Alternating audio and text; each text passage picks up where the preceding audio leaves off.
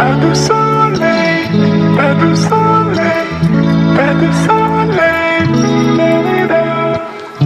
Pas de soleil, pas de soleil, pas de soleil, Florida.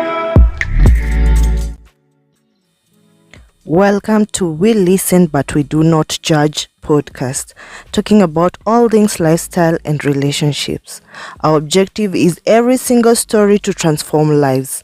My name is Miss Jackie 254. Welcome.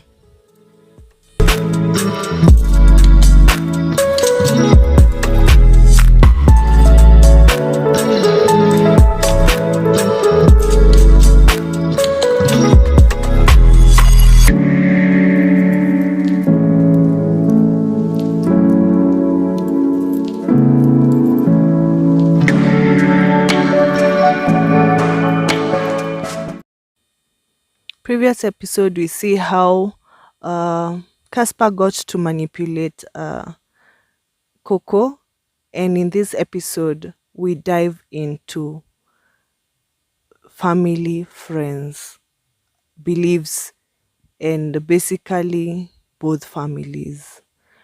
Well. The Coco and Casper story will teach you to know to be very careful with the kind of family you yoke yourself to. The kind of beliefs they have. You will be doing a lot of research before you get yourself into a relationship, because Coco and Casper had it all rough, had it all going up and down. But also it depends with how Casper handles the wife, because if he wasn't defending his woman, because clearly you can see on the previous episode, he would let those brothers in Christ send. You see what happens. A leader is a leader. If you can condone, let me call it, nonsense on your DMs, you can condone messages that don't sit well with your partner. You're already the one entertaining third parties. It said don't allow third parties in the relationship. If both of you can't handle the issue, you either seek psychological and counseling. If both of you can't handle issues, but it's not good to get the third parties and fourth parties, and But in this case of Coco and Casper, in this episode, we see now how do they handle between this relationship going, because it graduated now. I've told you, Coco started getting woke. She had been love bombed so much, and she was into this. She was so loyal to Casper, to the point she had started losing herself. Did she get herself back? Yes, she started getting herself back by redeeming the fact that she would now see the red flags. As much she was still suppressed, couldn't speak out her mind, and she was walking on eggshells, because clearly if you can't be able to tell your partner, or you can't be able to handle your partner in the point that you call things as they seem, though, or all the time your partners is defensive, clearly you're in a very toxic relationship, my friend.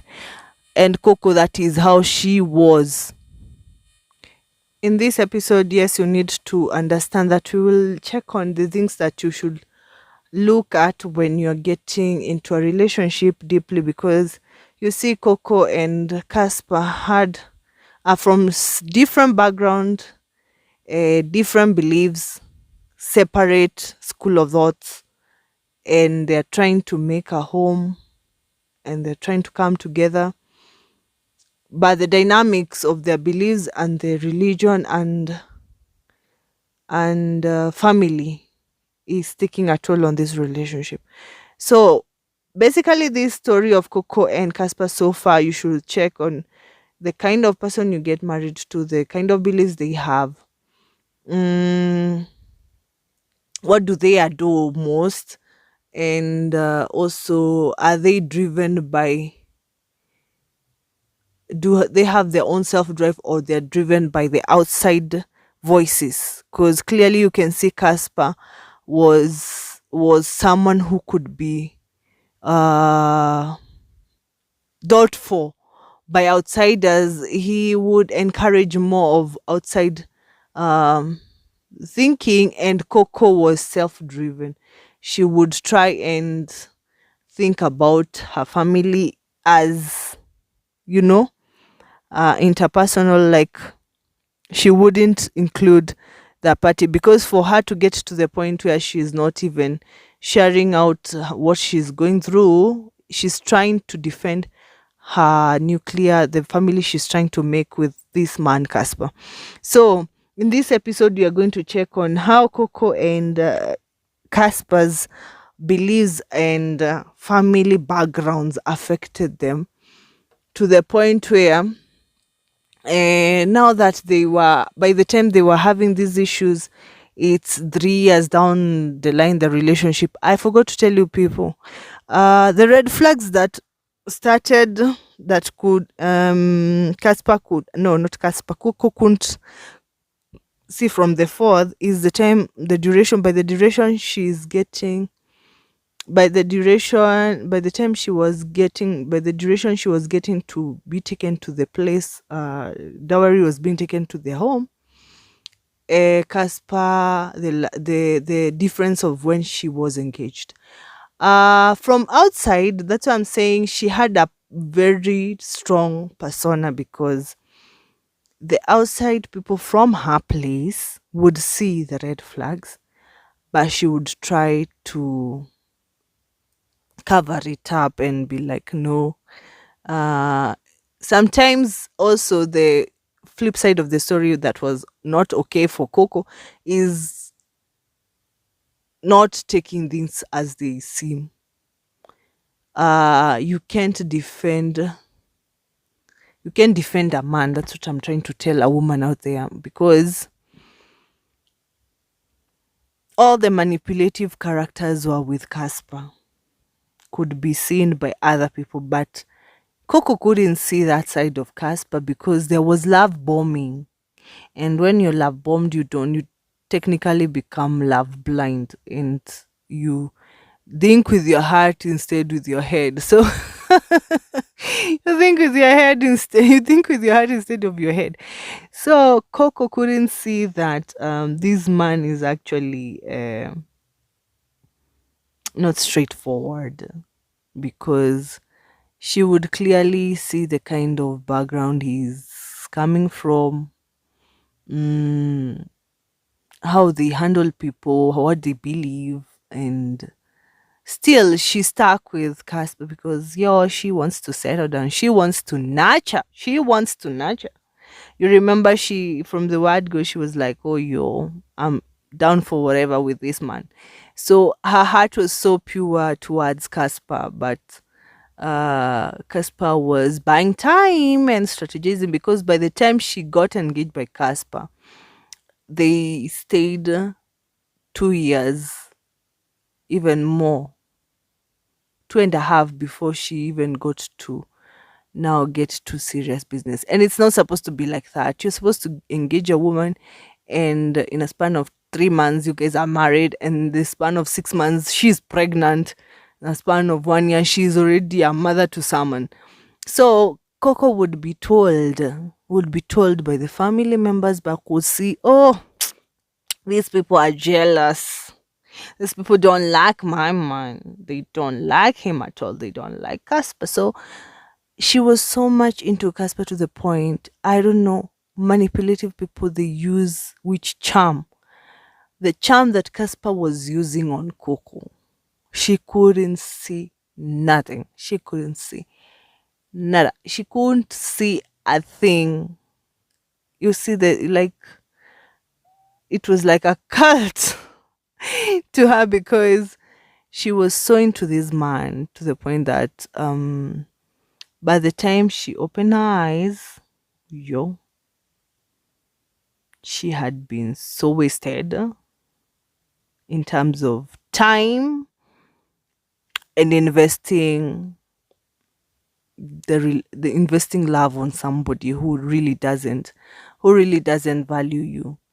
And you will understand where I'm getting to this. So fast forward, uh people try to tell Coco, yo, this man is not, there's something about this man is not adding up. By the time this person is not, by this time, Coco is already in her 30s, and this man is already in the 40s. He's not planning to even make her pregnant. He's not planning to even get children. He's just there. So people started telling Coco, yo, this is not it.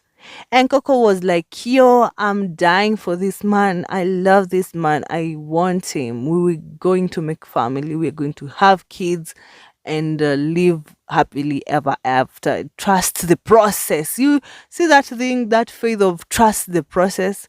But people would tell Coco, no, no, no, no, no, no. Why is a man in 40s with no kids?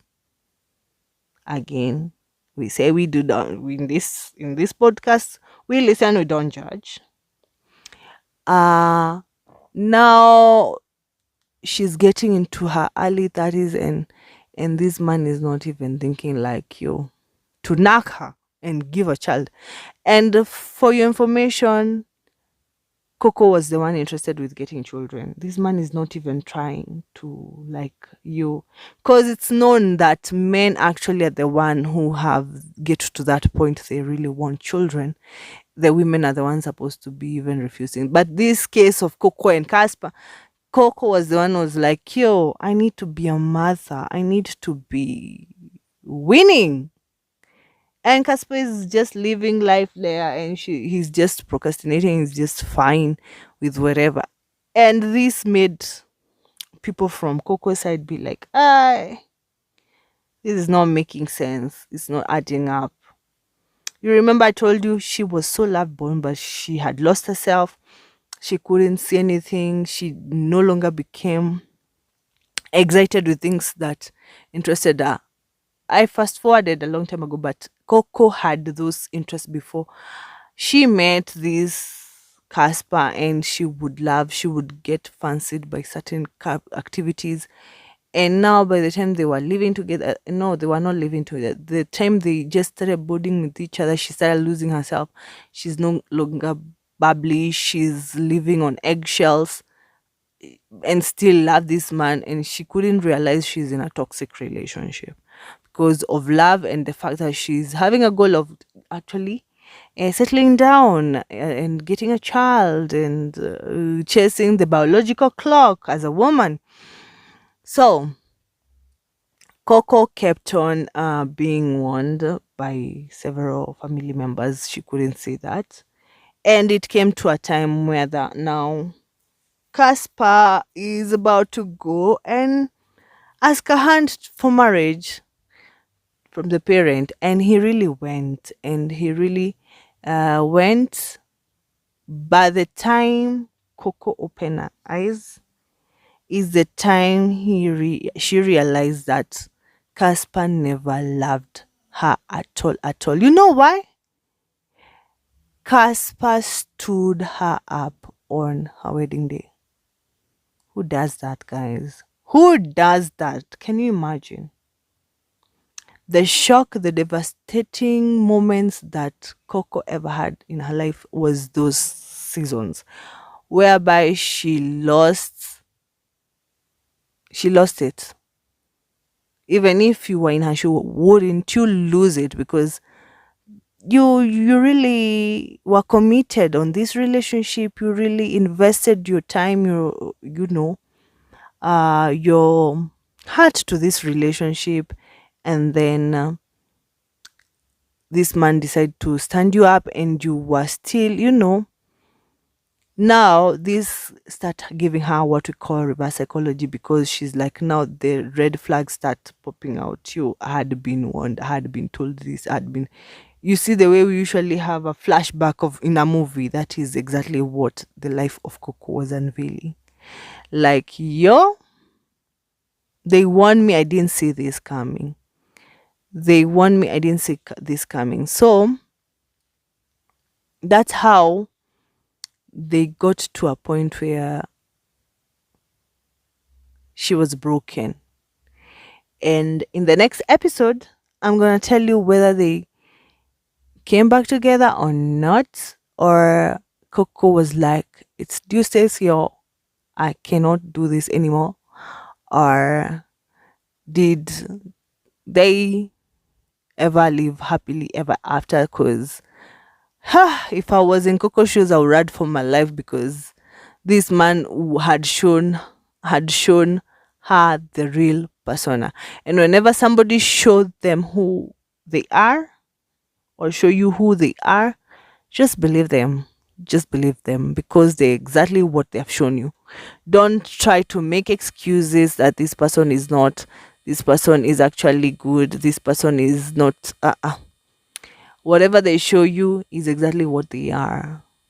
And in the next episode, we'll come back and get to know what happened to Coco's mind. What was her thought process? How did she feel? How did Casper react? We will get to that.